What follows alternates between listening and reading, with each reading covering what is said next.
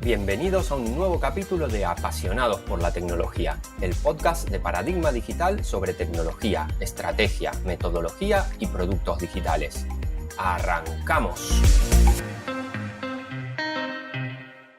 Hola a todos, bienvenidos a un nuevo episodio de Apasionados por la Tecnología.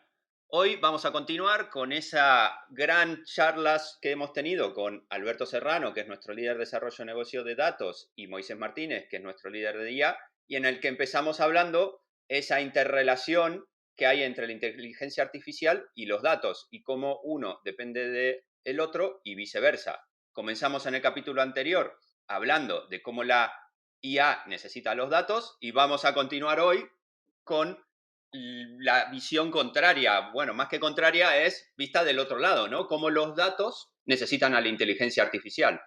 Y por retomar desde el capítulo anterior, bueno, perdón, primero os digo, hola chicos, ¿qué tal estáis? Si no, peco de maleducado. Buenos días, ¿qué tal? Hola, ¿qué tal? ¿Cuánto tiempo sin veros? Muy bien, muy bien. Bueno, veros poquito en esta época, pero espero que dentro de poco sí. Pues como decía, vamos a retomar del último. La última pregunta y el último tema que tratamos, más allá de lo de Asimov, fue el tema de la calidad de los datos y si tenemos que esperar para empezar a entrenar modelos a que esos datos estén perfectos o no. Y a mí me hace recordar un poco a los sistemas y al modelo iterativo incremental que usamos en Paradigma para hacer productos, ¿no? ¿Se puede equiparar esto? O sea, nosotros decimos, no esperes a tener el producto perfecto, ve sacando pequeñas iteraciones, ve aprendiendo de ellas para ir mejorando de forma iterativa. ¿Es algo parecido en esta situación? Totalmente de acuerdo.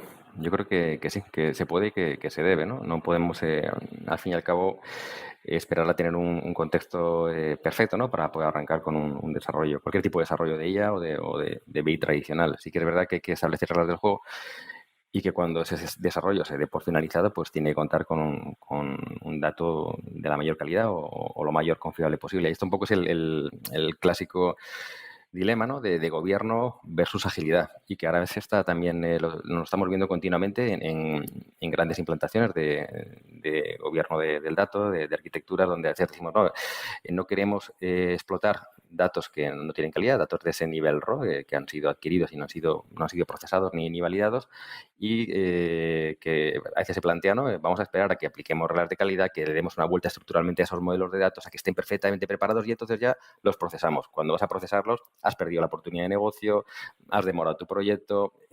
La clave está en permitir un modelo dual, en poder explotar el dato en una etapa temprana, siempre teniendo en cuenta que una vez hayas terminado pues, tu desarrollo de datos, tus dashboards, tu modelo de aprendizaje automático o cualquier tipo de desarrollo, antes de productivizarlo, esa productivización se realice ya sobre unos datos que sí que hayan pasado en paralelo por esos procesos de calidad y que tengan una estructura gobernada y conocida. Entonces, el mantener ese equilibrio es uno de los puntos clave. Un contexto totalmente gobernado no ha funcionado nunca, no va a funcionar y te va a llevar pues, a que todo el mundo pues, intente buscar caminos alternativos, ágiles, analítica departamental, shadow IT y montarse su chiringuito, ¿no? Un contexto totalmente ágil te lleva al caos y a la destrucción, ¿no? Como el coche Tesla que hablábamos en el último capítulo. No sé por qué me ha venido a la cabeza. Pero no solo eso. Si te fijas, la inteligencia artificial no razona como un humano, no como la inteligencia humana. Es diferente y es capaz de generar soluciones alternativas. Si al final nosotros manipulamos los datos, les aplicamos una calidad y un montón de transformaciones que nosotros decidimos o creemos que son las correctas, puede que la IA no sea capaz de hacer cosas que los humanos no somos capaces de hacer. Muchas veces es mucho más interesante o más útil utilizar los datos sin habiendo aplicado una serie de protocolos básicos de calidad, pero no de transformación, de ordenación, de definición, para ver qué es capaz de hacer nuestra inteligencia artificial, porque muchas veces cuando aplicamos diferentes técnicas de IA nos sorprendemos. Lo que nosotros no somos capaces de hacer con un conjunto de datos, la IA sí que lo hace. Y lo que nosotros sí que somos capaces de hacer con un conjunto de datos y obtener un resultado, la IA no es capaz de hacerlo de la misma manera. O sea que si nos pasamos en ese procesamiento, en ese tratamiento de la información, realmente lo que estamos haciendo es llevando a la IA a que llegue a las conclusiones que nosotros queremos que llegue y no realmente que nos aporte esa creatividad que nos puede dar, ¿no? Justo, eso ocurre muchas veces y es una cosa que, por ejemplo, en el caso de la IA ha estado ocurriendo durante los últimos años. Hay data scientists o data engineers o gente que se empieza a dedicar a la IA que decide construir un modelo y su opción es voy a coger los 200 algoritmos que hay, los voy a poner en un clúster súper potente y voy a ver cuál es el modelo que generan. Y el mejor modelo, en base a unos criterios que ese humano ha considerado, es el que se queda. Pero eso no quiere decir que el mejor modelo sea ese. Tal vez los otros modelos han conseguido extraer ciertos patrones que los humanos no somos capaces de ver. Y eso lo que hace es que estamos sesgando el proceso de IA. Por lo que la calidad es muy buena, pero también hay que medir cuáles son los límites de la calidad que influyen o que implican o que incluyen ciertas transformaciones en los datos que pueden ser, desde el punto de vista de las inteligencias artificiales, que no pueden ser beneficiosos. Que te quitan visibilidad, digamos, sobre el dato en crudo. Justo, Precisamente por eso, cuando definimos, sin entrar quizás ya igual en demasiado detalle, cuando definimos ese ciclo de vida del dato con una etapa inicial, ¿no? Luego vamos definiendo un poco como con metales, ¿no? Que un poco dan a entrever el valor, ¿no? Un nivel silver que tiene datos con calidad técnica pero no tiene cambios estructurales, un nivel gold donde ya hay transformaciones funcionales. Siempre recomendamos no ser draconiano y permitir un acceso a esos niveles, etapas iniciales del dato, precisamente a perfiles de tipo data scientist. ¿Para qué? Para que puedan realizar esa analítica exploratoria y puedan identificar patrones que solo lo van a poder hacer en esa etapa. Otra cosa es que una vez tengan que construir ya cualquier tipo de modelo de aprendizaje automático, pues no haya una divergencia de la información en niveles posteriores, sino que incluso se adecue esos niveles posteriores como el que llamamos, ¿no? En nivel gold, y se reestructuren. ¿Para qué? Para dar servicio tanto a la explotación que se estaba haciendo hasta ese momento como a nuevas necesidades de explotación por parte de esos nuevos modelos, ¿no? El conseguir ese equilibrio nos va a llevar a ser flexibles en ambos sentidos, ¿no? Permitir esa explotación de datos tempranos, pero una vez ese modelo esté construido y productivizado, si es necesario, cambiar el dato gobernado y cambiar incluso el concepto de ese dato tal y como lo habíamos definido previamente. Todo es un ongoing y tenemos que estar preparados para un cambio continuo y poder gestionarlo de forma eficiente. Qué difícil que es, ¿no? Porque al final siempre el humano tiene esos sesgos y cuando se analiza la información tenemos muchos sesgos a tender, querer que salga lo que nos gustaría que salga y realmente lo que estamos haciendo es viciando un poco el resultado, ¿no? Pero bueno, siguiendo con este tema que al final dijimos hoy íbamos a hablar de cómo los datos necesitan a la inteligencia artificial, algo comentamos en el capítulo anterior, pero me gustaría si podemos ahondar un poquito más y es si me podéis decir o contar en vuestra experiencia, en vuestro conocimiento, cuáles son esas aplicaciones que tiene la inteligencia artificial en el mundo del gobierno y de la gestión de los datos. Pues son muchas y cada vez más. En los últimos años hemos visto como los principales editores de software, de herramientas de gobierno, sobre todo de herramientas de catalogación de datos, ¿no? Que se conectan a tus sistemas de información y que generan diccionarios de datos y te ayudan a calificar el dato. Han ido introduciendo técnicas de inteligencia artificial, a veces complejas, otras no tanto, otras simplemente pues patrones de identificación de tipologías de datos para identificar de forma automática qué datos tienes en tu ecosistema de datos, que parece que sea pues una dirección de correo, ¿no? No de correo electrónico, sino de correo postal, o que tiene pinta de ser un código de paciente, de forma automática y acelerando pues igual en un orden de magnitud de 10 veces el coste de manualmente ir haciendo esa identificación y catalogación, etiquetado, digamos, de datos, ¿no? O sea, Alberto, que lo que dices es que antes había una persona que decía, este campo de este repositorio y de esta tabla es un código postal y este otro es un número de teléfono y este otro es el nombre. Ahora la inteligencia artificial puede hacerlo sin que el humano intervenga. Exactamente. El humano al final va a tener siempre que intervenir, aunque sea para hacer una validación, pero esa pequeña identificación o perfilado de datos se puede automatizar en gran medida. Y además incluso se puede parametrizar la propia automatización, ¿no?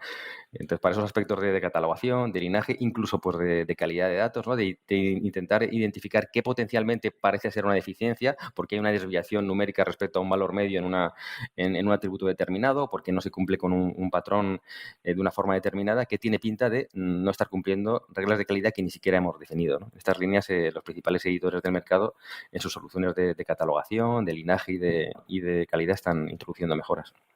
Claro, pero aquí hay un problema importante y es si esas reglas las define un humano o son identificadas por la propia inteligencia artificial.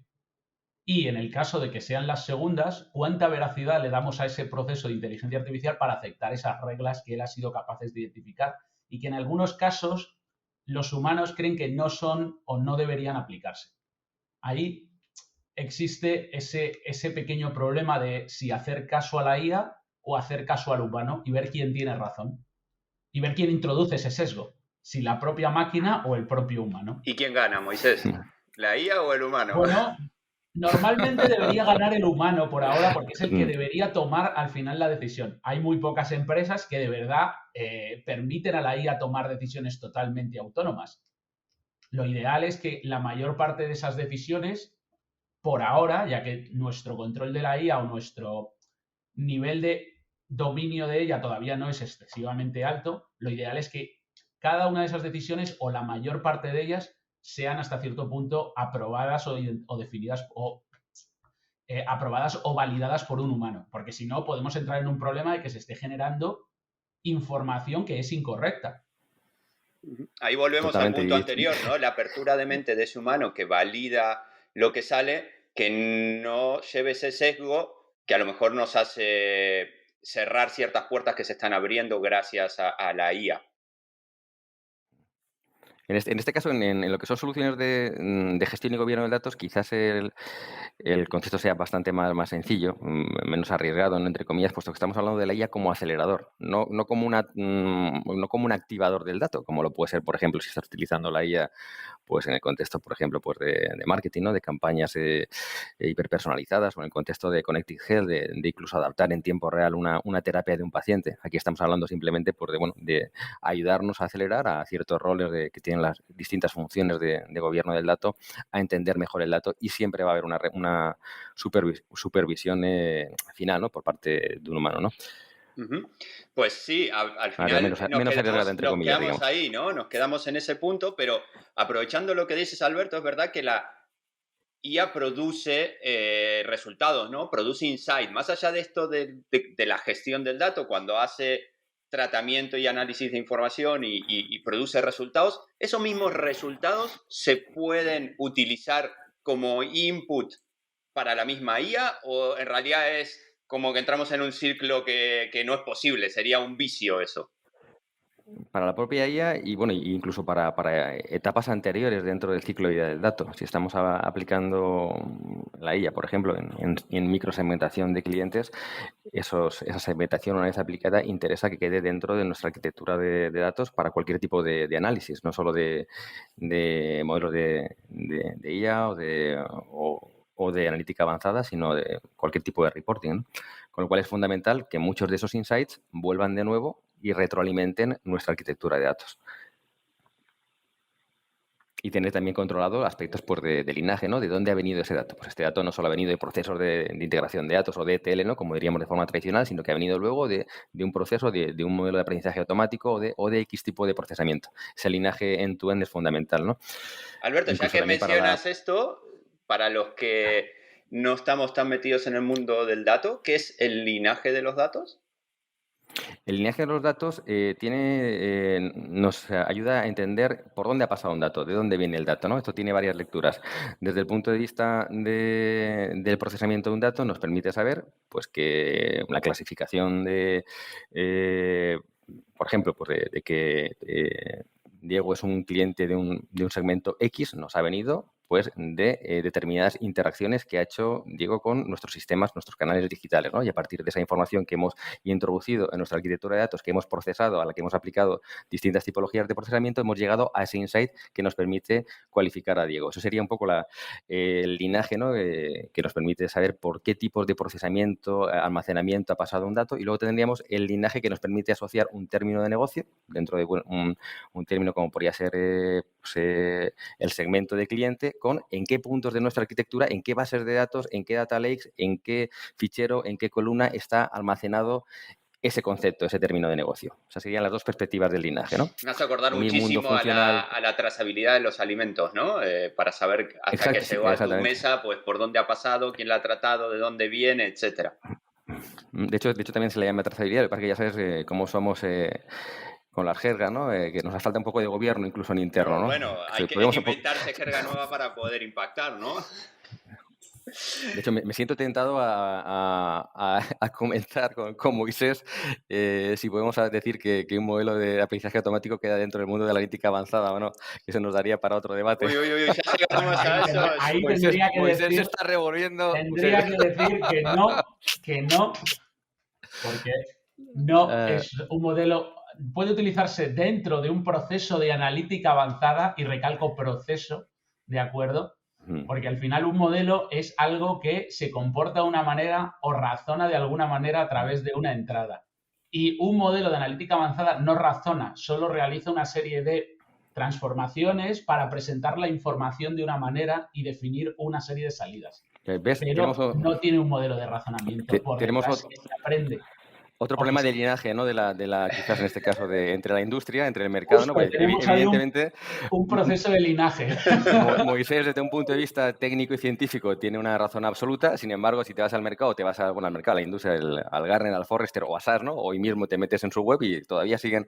Probablemente hay cierta inercia, ¿no? Falta de precisión en el mercado a veces y también hace falta educar al propio mercado, ¿no?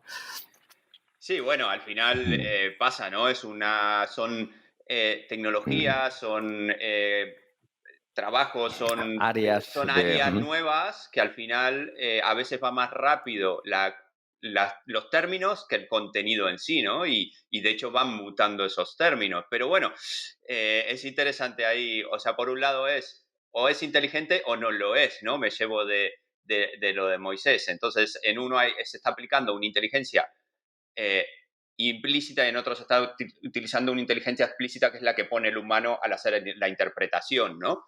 Entiendo, ¿no? Si lo he entendido bien, aunque creo que Moisés no está tan de acuerdo. Sí, algo así. Al final, cuando tú haces un modelo de analítica avanzada, la mayor parte de la analítica la diseña un humano, ¿de acuerdo? Al final es un humano el que decide, lo hago de esta manera, aquí pongo un modelo basado en aprendizaje automático que me ayuda a hacer esta analítica, pero la realidad es que lo hace un humano. Al final es un humano el que la construye. En cambio, los modelos de razonamiento o de comportamiento, ya sean basados en aprendizaje automático o en otra técnica de IA, es algo que el humano construye un sistema para que se construya, o sea, define un sistema para que éste se construya, pero no influye en el proceso de construcción. Bueno, no influye directamente, sí indirectamente porque hace ciertas configuraciones. Pero al final el resultado es un modelo que no ha construido un humano. Las reglas dentro del modelo no están construidas por un humano, están construidas de manera automática. Entonces sí que es un modelo de comportamiento o de razonamiento. En cambio, la analítica son un conjunto de definiciones que te muestran datos de una manera. ¿Y podrías, Moisés, darme un ejemplo, o Alberto, alguno de los dos, me podríais dar un ejemplo para que, insisto, aquellos que a lo mejor están empezando en este mundo, un ejemplo en cada una de esas dos áreas? Un ejemplo así conocido, ¿no? Bueno, ejemplo, de analítica avanzado. Bueno, yo te voy a poner dos ejemplos muy sencillos, ¿de acuerdo? Por ejemplo, un proceso de analítica avanzada que analiza tu condición física, es decir, en base a una serie de marcadores y te dice cómo estás, y otro es un proceso que analiza qué es lo que estás haciendo en cada momento, si estás de pie, sentado, moviéndote o no. Lo primero es un modelo o un proceso de analítica avanzada, y lo segundo es un modelo de razonamiento que es capaz de definir tu estado en ese instante. Muy bien, pues está fenomenal. Ahora, ya que mencionas este tema de si estás de pie, cuánto te mueves, etcétera, ¿no? Me acuerdo, ¿no? Las pulseras que miden todo lo que estás haciendo. O sea, estamos ahora en un momento en el cual hay, ya no sé ni medirlo, ¿no? Una cantidad de información ingente que va de un lado para otro, porque encima, pues, va para un sistema más, como decíamos, que puede ser de analítica más manual o analítica avanzada, después va para otro lado y se utiliza en procesamiento para sacar inferencias y sacar modelos, etcétera, etcétera, todo lo que venimos hablando, pero no hemos hablado de todo ese tratamiento de esa cantidad ingente de datos. ¿Cómo la inteligencia artificial puede ayudar al movimiento, a la gestión, al intercambio de datos y la interoperabilidad de los datos entre todos estos sistemas? Bueno, a ver, Depende de cómo se utilice. La inteligencia artificial puede ser utilizada, por ejemplo, para identificar pues, los datos que se van ingestando, cuál es el mejor sitio al que enviarlos. Si tenemos diferentes sistemas de tratamiento, de procesamiento, a lo mejor los sistemas de toma de decisiones pueden permitirnos hasta cierto punto automatizar parcialmente esa gobernanza de la que hablaba Alberto o parcialmente el modelo de funcionamiento. Por ejemplo, imaginémonos que tenemos un proceso que recoge datos y en algunos instantes de tiempo la generación de datos es demasiado elevada, ¿vale? Por el motivo que sea. Pues una inteligencia artificial podría decidir si puede desplegar más o menos máquinas de manera razonable, en base a una serie de criterios. Si quiero gastar más dinero, cuánto tiempo voy a tener de pérdida, y no basarse en un sistema totalmente definido con unas reglas, que es si subo de X, lo incremento, y si bajo de X, lo decremento, el número de servidores o nodos que procesan datos. ¿De acuerdo? La IA podría hacer mucho más eficiente esa selección y no a lo mejor tardar más tiempo en incrementar el número de servidores o más tiempo en decrementarlo. Por ejemplo, podría ser un caso de orquestación. Totalmente. Que esto ha dado lugar a una nueva subdisciplina, ¿no? Corrígeme si me equivoco, al AI Operations, ¿no? Que no confundir con Machine Learning Operations o con, si no tiene nada que ver, es la aplicación precisamente de la IA a infraestructura. Hace poco hablamos con Telefónica, por ejemplo, pues de la reconfiguración automática de su red de 5G, punto de aplicación súper interesante, o con otro cliente, con el grupo NIT, estamos hablando pues de a futuro incluso poder reconfigurar automáticamente toda su base de dispositivos de teleasistencia, incluso dispositivos conectados a los mismos. Hacerlo eso de forma inteligente y pudiendo razonar en tiempo real, y sobre todo en ámbitos como el sanitario, puede ser fundamental, ¿no? Para aportar valor añadido a la salud, ¿no?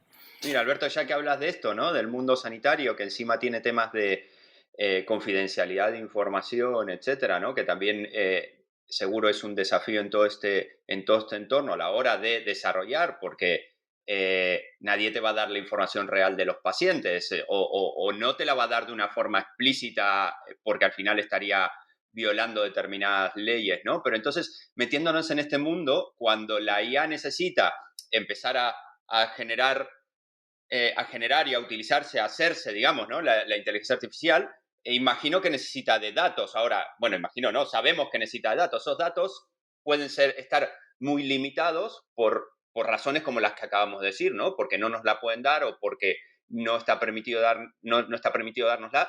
¿Hay alguna forma de que la IA nos ayude en esto de tener que partimos de un sesgo, o un sesgo, digo, en cantidad, ¿no? Un conjunto muy limitado de información para que eso se cambie?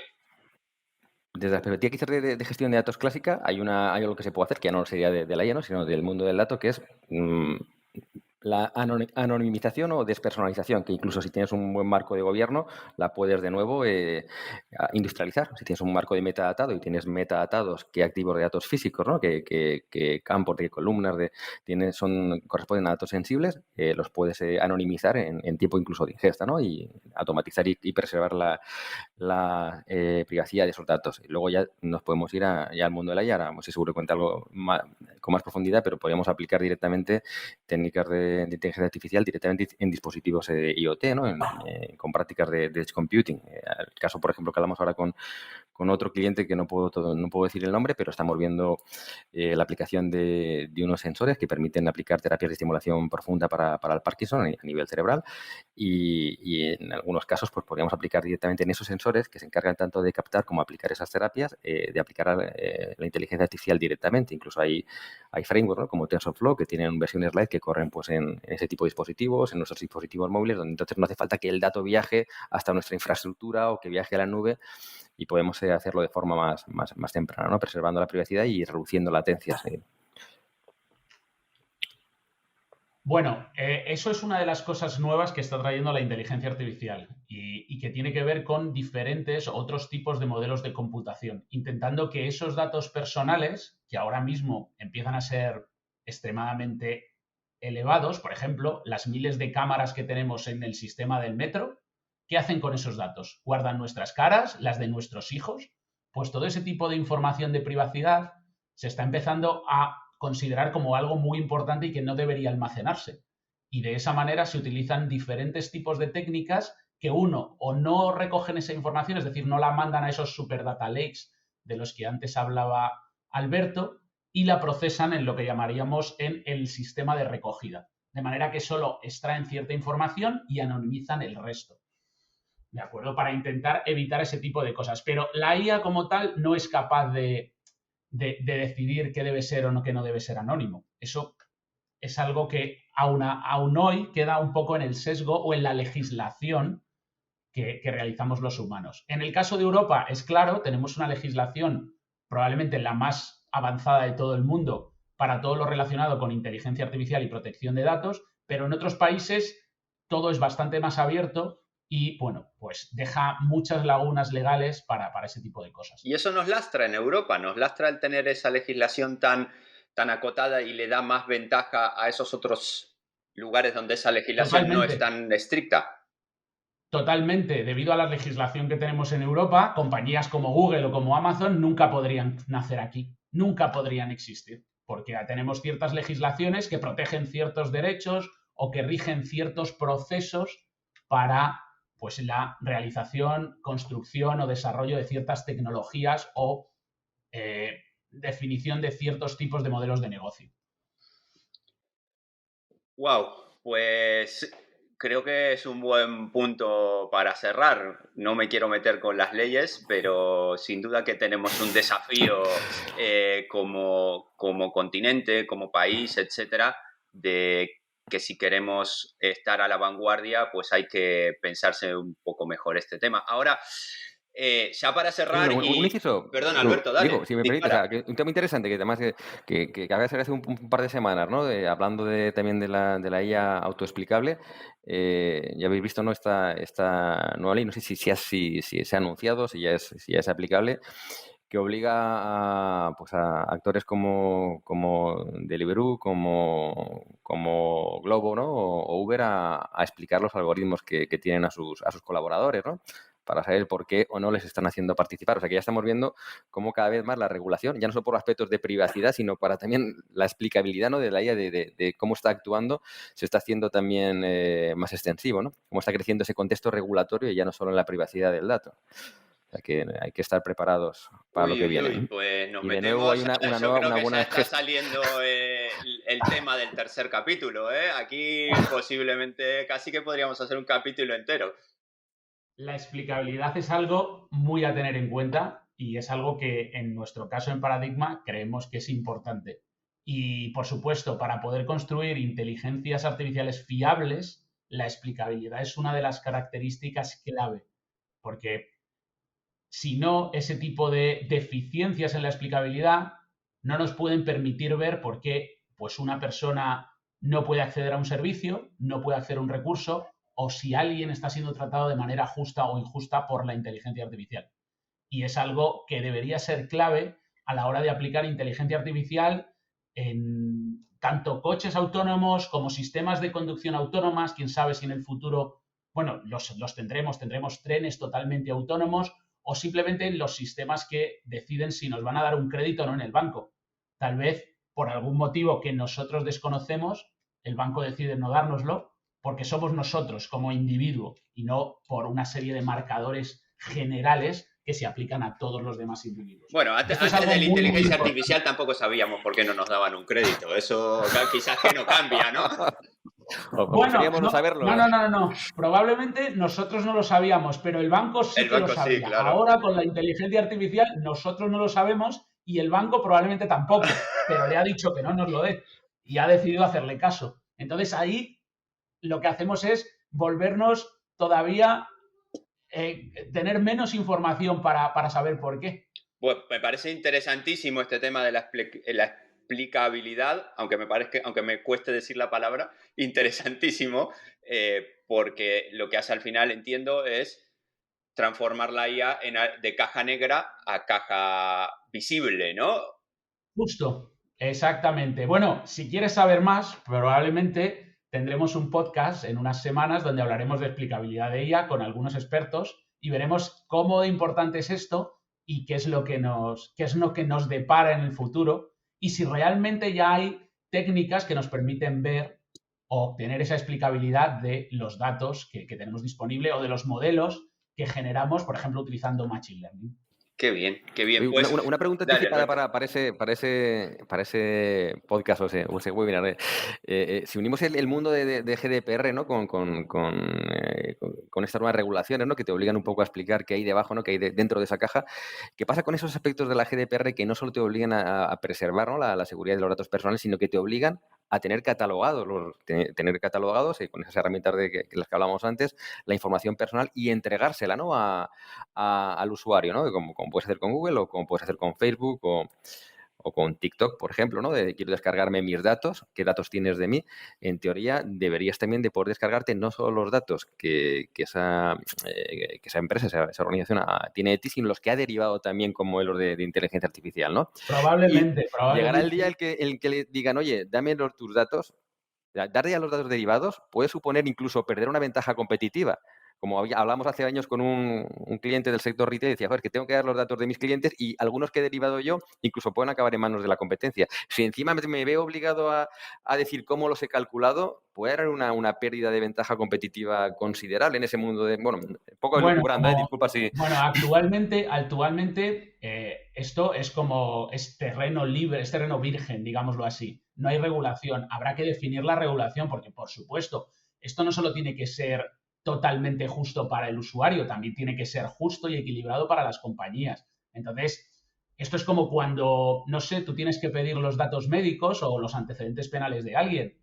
Solo hay ciertos individuos o ciertas entidades que pueden solicitarlos. Y en el caso de las decisiones de la IA, probablemente será igual, porque al final tú también tienes que, por decirlo de un modo, preservar el algoritmo o preservar cómo lo hacen ellos. Tal vez no sea necesario saber cuál es el algoritmo que usan, sino simplemente la respuesta que ha dado y por qué ha dado esa respuesta. Entonces, al final siempre va a quedar una pequeña laguna de información que va a ser privada. Pero, por supuesto, igual que los humanos tenemos información privada, las compañías también tendrán que tener algún tipo de información privada solo para ellos, que solo pueda reclamarse pues, por algún motivo extremadamente legal o judicial. Preservamos la fórmula de la Coca-Cola, entonces, ¿no? Bueno, yo ya empiezo a creer que no hay fórmula de la Coca-Cola. O el algoritmo de búsqueda de Google, ¿no? También. Al final, ahí está. Pues muy bien, Totalmente. chicos. No quiero extenderme mucho más porque seguro que, como dije, creo que este tema de legislación, etcétera, inclusive da casi para un capítulo entero, pero podemos a lo mejor pensarlo para un próximo. Tenemos aparte lo de la explicabilidad, que veo que me sigue costando decir la palabra, que ha comentado Moisés, que tendremos otro podcast, así que también invito a los oyentes a ello, pero no me puedo ir sin haceros una pregunta, así como para cierre, ¿no? Y empezando por Alberto. Alberto, ¿cuál es el mayor desafío a día de hoy del tema de datos y gobierno de datos? Uno.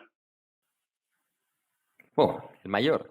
Lograr implantarlo de forma eficaz y lograr crear esa cultura y que la gente participe de forma proactiva. No se puede hacer de una forma unilateral, controlando, imponiendo, sino tiene que ser una forma ágil, abierta, con engagement a tus colaboradores, con atribución de reconocimiento de quién está ayudando, ¿no? A implantar ese gobierno y distribuyendo responsabilidades, sin duda. No la parte tecnológica, y como siempre, el mayor valor o el mayor problema te lo dan las personas, ¿no? Sí, como siempre, no es imposición, sino es que el humano crea y se compromete a hacerlo, ¿no? Y no solo el gobierno, sino el valor del dato. Es decir, lo que hemos comentado otras veces, ¿no? Es cómo el dato te ayuda en tu toma de decisión en el día a día. A mí, personalmente, no me enseñes la herramienta, enséñame cómo el dato me está ayudando, ¿no? Pónmelo delante. Permíteme corregir el tiro durante el día y no dentro de un mes. Oye, que es que no has cumplido objetivos, a mes vencido. Vale, sabía que lo estaba haciendo mal, pero no me lo has dicho antes. Y la otra parte, no solo el que me digas cómo estás cumpliendo con objetivos, sino el que me ayudes a cómo mejorarlo, ¿no? Y para cerrar entonces, Moisés, la misma pregunta para ti. ¿Cuál es ese mayor desafío que tiene la IA a día de hoy? Bueno, la IA tiene tremendos desafíos. Yo creo que el más importante creo que está muy relacionado con la explicabilidad, ya que si no tenemos esa explicabilidad, si no somos capaces de explicar hasta cierto punto por qué tomamos ciertas decisiones, en muchos sectores nunca vamos a poder aplicar inteligencia artificial porque o las empresas no van a querer hacerlo o los clientes no se van a fiar de las tecnologías que usan IA.